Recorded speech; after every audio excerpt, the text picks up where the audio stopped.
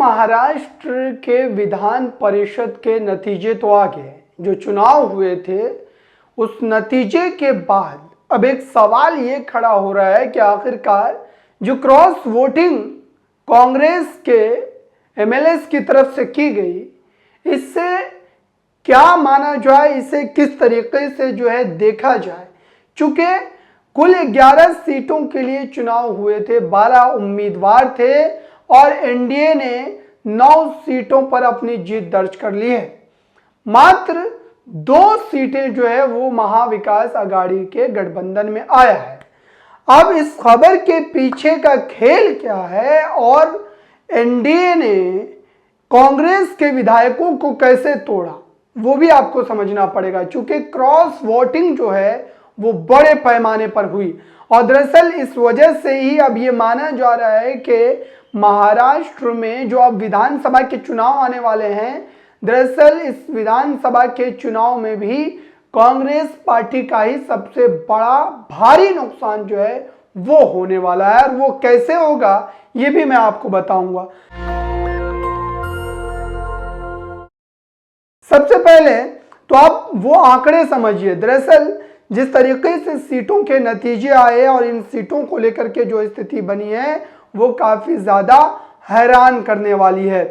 भाजपा की तरफ से पंकजा मुंडे, योगेश तिलकर, परिणय फूके, गोरखे और तमाम जो है चेहरे थे, खोद करके एक चेहरा है, ये भाजपा के तमाम प्रत्याशी है 5 जिन्होंने अपनी जीत सुनिश्चित की है। वहीं अगर हम शिवसेना की बात करें, कृपाल तुमाने, भावना गावली, कांग्रेस की प्रज्ञा राजीव और सातव ने, एनसीपी से शिवाजी राव गर्जे, राजेश जो है विटेकर, शिवसेना यूबीटी से जो उद्धव बाला साहब ठाकरे गुट है, मिलिंद नार्वेकर, ये चेहरे अपनी जीत सुनिश्चित किए हैं। लेकिन इतना बड़ा प्रश्न चिन्ह खड़ा हो गया है कांग्रेस की राजनीतिक नेतृत्व पर कि आखिरकार कांग्रेस पार्टी के ही एमएलए क्रॉस वोटिंग क्यों करते हैं और उस कांग्रेस पार्टी को भाजपा के खिलाफ अगर लोग अपना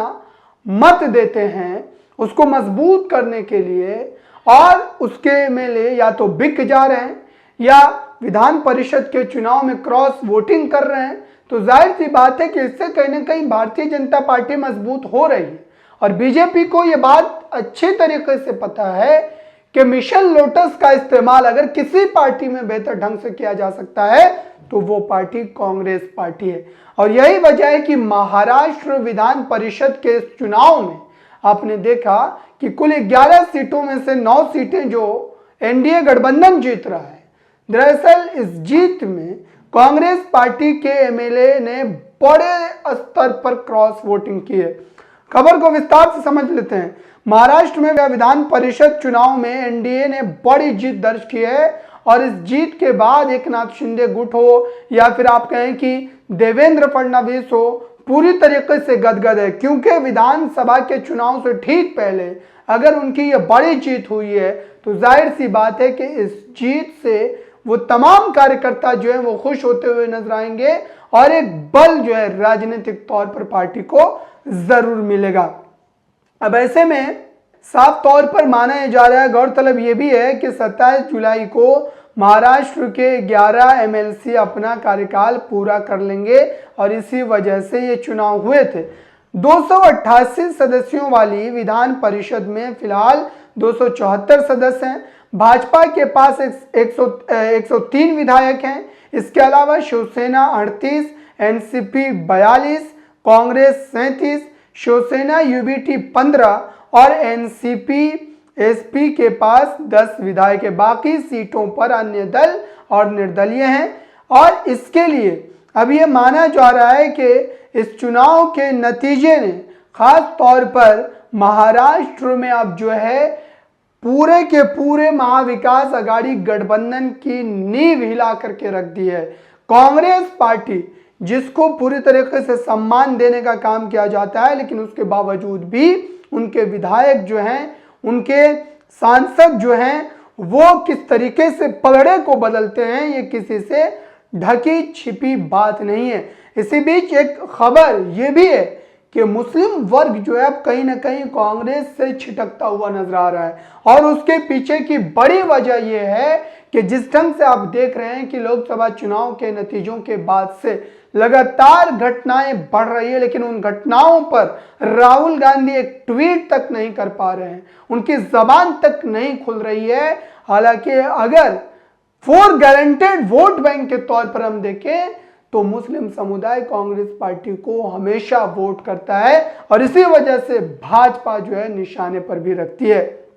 तो ये तो महाराष्ट्र के विधान परिषद के चुनाव के बाद की जो स्थिति है, या फिर कांग्रेस पार्टी के एमएलए ने जो क्रॉस वोटिंग की उस पर हम चर्चा कर रहे थे। हालांकि इसको लेकर के महाराष्ट्र प्रदेश अध्यक्ष नाना पटोले भी खुल करके अपनी बात नहीं रख पा रहे हैं, क्योंकि उनके ऊपर पूरी तरीके से अब गाज गिरने वाली है। और यह भी हो सकता है कि कांग्रेस पार्टी हाईकमान उनके खिलाफ कोई कार्रवाई भी कर सकती है, पद भी उनका छीना जा सकता है। यह भी हो सकता है कि आने वाले दिनों में कदम उठाया जा सके।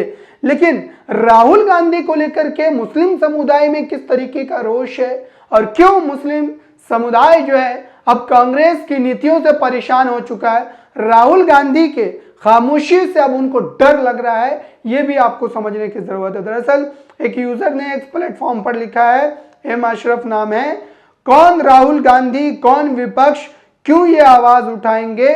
जो मिली जमातें, मिली तंजीमें क्या कर रही हैं? क्या मर गई हैं, दफन हो गई है? वो क्यों नहीं आवाज उठाती है? आखिर उनको किसका डर सता रहा है? एक था भी तो उसको गिरफ्तार या फिर आप कहें कि उनके खिलाफ जो है एफआईआर दर्ज कर दी गई है।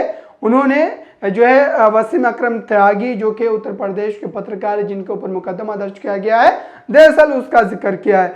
तो कुल मिलाकर देखा जाए दर्शकों तो इस समय साफ तौर पर यह माना जा रहा है कि स्थिति काफी ज्यादा गंभीर हो चुकी है और यही कांग्रेस पार्टी की रणनीति, यही कांग्रेस पार्टी की नीति को लेकर के आज विपक्ष का वो तमाम चेहरा जो है काफी ज्यादा परेशान नजर आ रहा है। अगर कांग्रेस पार्टी के एमएलए जो कि मुस्लिम, दलित, एससी, एसटी के वोट को हासिल करके अपनी जीत सुनिश्चित करते हैं और फिर उसके बाद विधान परिषद के चुनाव में वो सीधे तौर पर क्रॉस वोटिंग करके भाजपा के प्रत्याशियों को जिता देते हैं और जो है एक नाथ शिंदे के प्रत्याशी को जिता देते हैं, तो जाहिर सी बात है कि एक गंभीर जो है चर्चा है। और राहुल गांधी को लेकर यही बात लगातार कही जाती रही है कि राहुल गांधी आखिरकार पार्टी के भीतर क्या पार्टी के ऊपर अपना नियंत्रण खो चुके हैं और यही वजह है कि कांग्रेस पार्टी का एमएलए, कांग्रेस पार्टी का सांसद जो है वो अपने तौर पर अपने फैसले लेता है और पार्टियों की नीति से उलट होकर के अपनी नीति के हिसाब से राजनीतिक जो है उनका फैसला जो है वो खुद सुनाते हुए नजर आते हैं। तो महाराष्ट्र विधान परिषद का ये नतीजा बड़े स्तर पर जो आंकने की जरूरत है और इस नतीजे के बाद आप ये मान करके चलिए कि महाराष्ट्र में जो अब विधानसभा के चुनाव होने या फिर देश के जो है अन्य राज्यों में, चाहे वो हरियाणा हो, दिल्ली हो, बिहार हो, झारखंड हो, तमाम राज्यों पर जो है इसका असर कहीं ना कहीं देखने को मिल सकता है। चूंकि जो एक बड़ी करारी शिकस्त देखने को मिली थी भाजपा को, अब उससे वो उभरते हुए नजर आएंगे। चूंकि विधान परिषद का ये जीत उनके मनोबल को और ज्यादा बढ़ाएगा और ये मनोबल उनको इसलिए मिल रहा है चूंकि कांग्रेस पार्टी के एमएलए ने क्रॉस वोटिंग की है, बड़े स्तर पर की है और अब तो मुस्लिम समुदाय भी उनके खिलाफ होता हुआ नजर आ रहा है। मुस्लिम समुदाय भी अब राहुल गांधी के सामने जो लगातार फरियाद लेकर के फरियादी बन करके खड़ा रहता था, अब वो भी अपने लिए एक नए विकल्प की तलाश कर रहा है, एक नए राजनीतिक मंच की तलाश कर रहा है और हो सकता है कि इस बार के जो राज्यों में विधानसभा के चुनाव होने वाले हैं उन राज्यों के विधानसभा चुनाव में आपको एक बड़ा उलटफेर जो है वो देखने को मिलेगा। जिस तरीके से इस समय मुस्लिम समुदाय के खिलाफ लगातार घटनाएं बढ़ रही है और लगातार कई मुद्दों को लेकर के जो है स्थिति बिगड़ती चली जा रही है, वो काफी ज्यादा भयावह है। एक और बड़ी खबर आपको बता दूं, एक यूजर अंसार इमरान SR ने पोस्ट किया इस प्लेटफॉर्म पर और ये कहा है कि कल तक समाज का एक बड़ा तबका मुसलमानों से कागज दिखाने की बातें करता था, मगर आज खुद रजिस्ट्री के कागज दिखाकर बोल रहा है कि हमारी जमीन अवैध नहीं है,